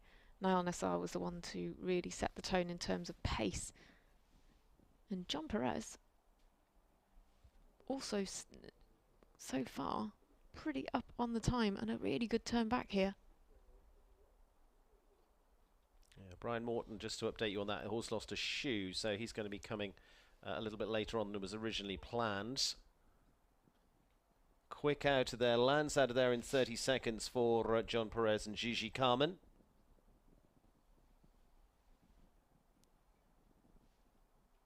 He's up to 42 seconds. He was slightly straighter, really, at that Maui Jim Oxer. This is going to be close. Might not quite be enough, although it looks very quick. It's not going to be... 49.46 will go into third, would you believe? Quentin Judge on 49.43, 300ths of a second difference to John Perez in third. Daniel Coyle keeps the lead at 49.2. Fractions. Again, not loads of places to play around. It was interesting that Niall Nassar cut inside the pillar at Major League to get back to the Maui Jim fence. Not a lot of more space you can save there. But he remember was 3 seconds quicker than the rest, and giving it a good run down there for John Perez to go into third spot. But Brian Morton does come up now. Crusaders Ed for Spruce Meadows and the Southern family. It is Chaco Blueside 13-year-old Belgian bred for the Canadian in the mix here. One Canadian gone already with Jacqueline Steffens.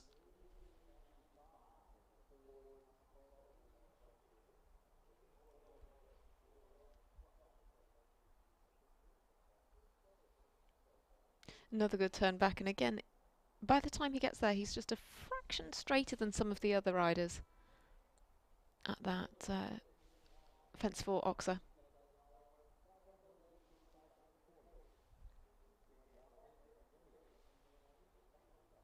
But we can see from Niall Nassar's time that a faster time is possible. Oh, he really had a good look at that fence. This again is not going to be far away for the Canadian. The birds scatter, and well, 49.2. Does it sound familiar? Yes, it does, because it's the leading time of Daniel Coyle. They're both on the same time. So joint leaders now of this class. That's why they're getting very close on times here. It is there to be done, as we saw from Niall a little bit earlier on, but the rest are staying close on each other. 49.2 from Brian Morton, 49.2 from Daniel Coyle. Joint leaders now in our winning round, with not a lot left to come. But as they remember, we're going in reverse order, so we've still got Connor Swale, Kyle King and Ashley Bond. No guarantee of a win yet for Coyle or Morton that would be sharing that win. It would mean that Quentin Judge would be in third with HH Enjoy. Connor Swale now, his winner from earlier on this week at Nadal Hero, 9-year-old. And again, our top three are there because of one good reason. Well, two good reasons. One, they jumped clear, and two, they were fast. This is where they can really show it. And Connor is belting across those first couple of fences. Again, the thing is to get down this arena, and he gets the inside turn. Just not get too fast down the arena that sends you too far out on this turn back here. Really nicely done by Connor. That was very efficient indeed. He's already taking a few strides out of this. Those leading at the moment might not be leading for very long. Lands there in 29 seconds. Back across on the turn back. 2 more fences to go for home. This is more going to be the pace around that of Niall Nassar. It is going to be 1 fence from home. He's going to be round about 45, 46, I would think, with this. Going to be a new leader, and he's going to be 45.85. It is into the lead for Connor Swale and Nadal Hero. That changes the complexion, because Coyle and Morton will go equal seconds. New one in front for Ireland, but for how long? With 2 left to go. It was super efficient, and you know, we saw those turns in Connor Swale's round. They were probably some of the most accurate, some of the tightest. He absolutely just uses all of his experience. He knows exactly what to do to shave off the fractions of seconds. But in fact here, shaves off just a little more than 3 seconds of Daniel Coyle's time. Faster than Niall Nassar as well. Niall Nassar, of course, was in coming home in 46.51, but that one fenced down. Kyle King, though, who was first out in the first round, is next on the start list, and then Ashley Bond with that supersonically fast round in the first round. Still to come as well. This is not so fast so far. Kyle King just taking a bit of a steadier approach. Don't be deceived, though. That was nice and efficient. That was on a similar line to that of Connorswell. Connorswell, though, I think, as you say, just having a bit more ground speed about it. But this has been an efficient line so far. The horse covers the ground well, but as you say, it's sort of a little bit off the pace. Well, he lands in 29 there. He's not too far away from that of Connorswell. It's a very different look. That's what I was alluding to a little bit earlier on. They all look a little bit different in the way they do it. This isn't going to be fast enough, you're right, but it's going to be pretty efficient overall, and it's going to put them on 49.11. You think that was faster than Daniel Coyle and Brian Morton, who looked much faster in what they do, but that is a very efficient round from Kyle King and Enzo. Neatly done for them on that time.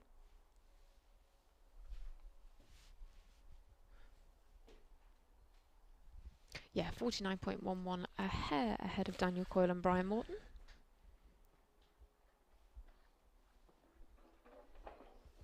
Ashley Bond, though, she was a good 5 seconds faster than her closest rival in the first round. She's super fast in all of her competition. She was fast in the team competition yesterday as well. Yep, so last one out is going to be Ashley Bond, Contafina LVF. She's going out like she's at the race course more than she's at the show jumping, but that's what they need. This is the way this pair go. Attack, attack, attack. And this is where Connorswell is in real danger.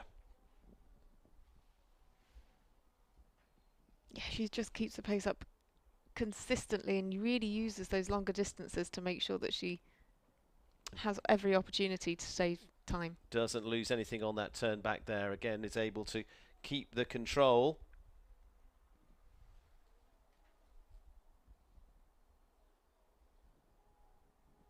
This horse has been such a good partner for her recently, and it's going fantastically well here. This is a tighter line now to the penultimate fence. Ooh. Just the last. She's on 42 seconds. It's quite close. Last fence is going to drop, so it is 45.89. 45.89 wouldn't have been quite fast enough. Would have gone into second because Connorswell's time 45.85. Drops on the 4 faults there for Ashley Bond and Contafina. Kyle King, as we saw a little bit earlier on, finished on the 8 faults with Enzo, of course, with 49.11, and so went into 10th place. Connorswell is going to have the second win of the week here. It's this time in the winning round for the 5-star. And there they go. It is another Irish win. In fact, it's an Irish 1-2 with Daniel Coyle in second spot alongside Brian Morton. It's an Irish-Canadian joint hand-in-hand second on 49.2 from those two. Quentin Judge in 4th place. That's how it works. You take second and third prize money, you put it together, and you split it between second and third. 4th place going to Quentin Judge and HHN Joy. 5th to John Perez and Gigi Carmen. 6th to Jacqueline Stephens and Cat Ninja. Ashley Bond, Contafina, LVF, Nal Nasser and El Kande on the 8th. 9th to Nick Joya and Chess, and 10th to Kyle King and Enzo will complete the top 10. And it is then on to our Grand Prix a little later on, 2 o'clock this afternoon, local time for that. Head on to the website. I think that'll give you a good idea of whatever your local time is as well. Major League Jumping site and app, of course, if you haven't downloaded the app already. That is the best way to stay in touch with all of that. And we will be coming up to our presentation. Connorswell is number 2 winner of the week. Nadal hero of the moment. Connorswell, his happy hunting ground here at Thunderbird. The Thunder rolls in once again, and Islands will take the win, and we will be back a little later on. Swale adds another trophy.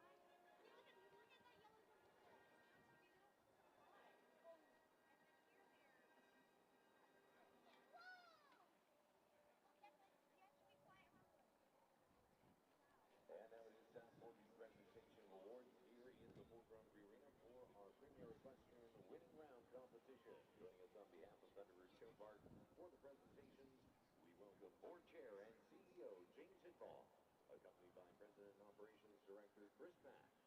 And now, to first place, and congratulations to Connor Swale and Nadal Hero and DB.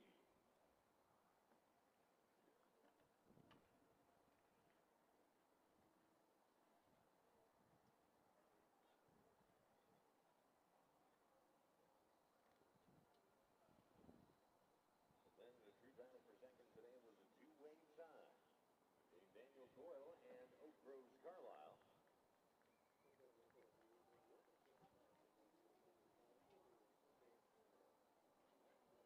And with the exact same time of 49:20, Brian Morton and Crusader Z.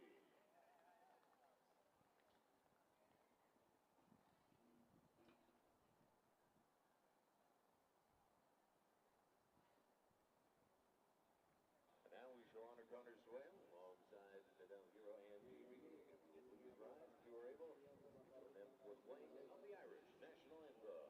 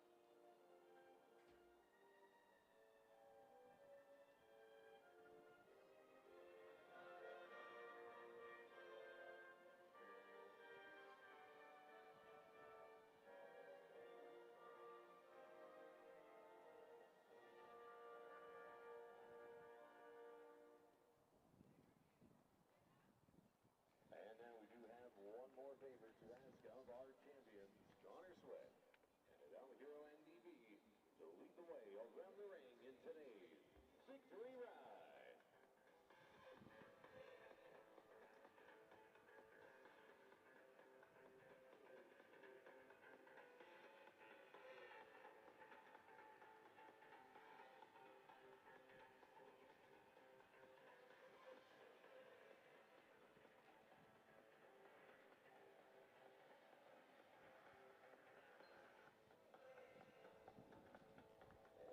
Come back around, your champions of the Premier Equestrian winning round, Connor Swale and Nadal Hero and DB. Riding astride in blue in second place, Daniel Coyle and Brian Morton.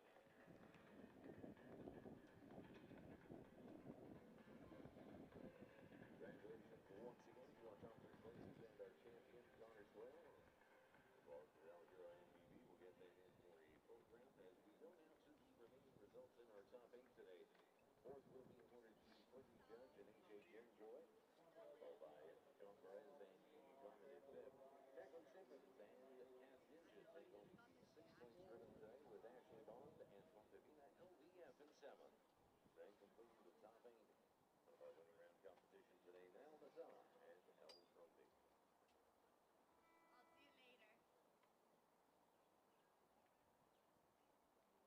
We'll go on break now here in the Grand Prix Arena, but don't forget that we are coming back at 2 o'clock today with the CSI5 Stars